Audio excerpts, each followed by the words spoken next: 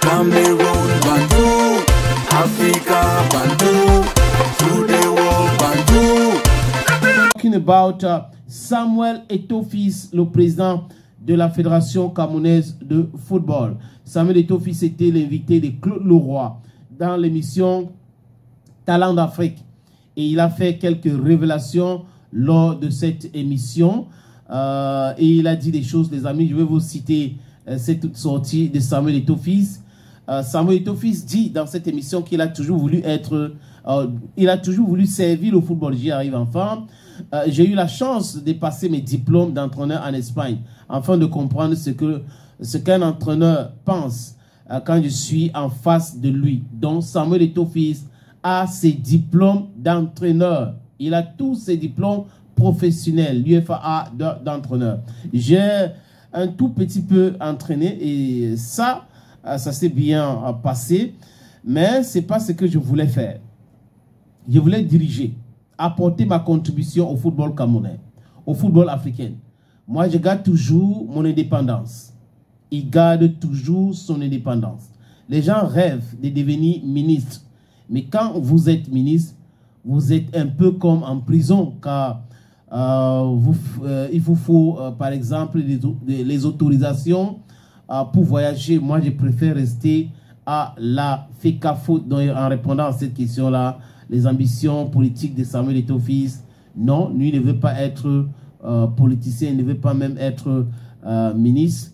Il a cette ambition, l'ambition de Samuel Eto'o, c'est de servir le football africain, le football camerounais, de mouiller le maillot. Il a eu ses diplômes pour comprendre ce que les entraîneurs pensent. Il devrait le faire parce que en tant que gérant, il faut savoir ce que les entraîneurs pensent et comment se présentent les choses pour mieux diriger. Donc voilà ses ambitions et rien d'autre parce qu'il veut garder sa liberté. Bah, bon, c'est vrai en plus que je ne suis pas entièrement d'accord avec lui. Un ministre n'est pas forcément un prisonnier. Un ministre, c'est un serviteur. Et maintenant, dans notre contexte, avec ce qui se passe, peut-être il parle par rapport au contexte camerounais, où beaucoup de ministres ont été interdits de sortir du territoire. Interdits simplement de sortir du territoire.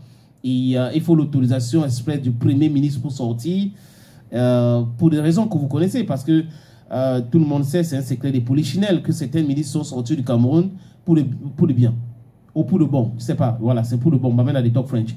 Je me rappelle que l'ancien ministre des Travaux publics était parti comme ça au Canada, c'était bon pour lui, il n'est plus jamais rentré au Cameroun, parce qu'il a été accusé pour des histoires de détournement. Peut-être c'est ces raisons qui poussent les autorités, les chefs, dont le Premier ministre, le Président de la République, d'être très dur, très sévère avec ces ministres qui doivent demander les autorisations avant de quitter le Cameroun.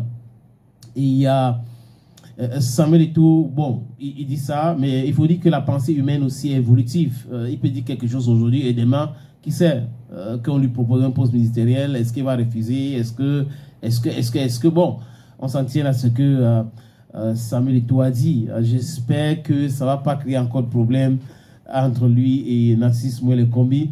Il ne va pas certainement aimer que, bon, il nous considère comme des potentiels prisonniers. Ou quoi?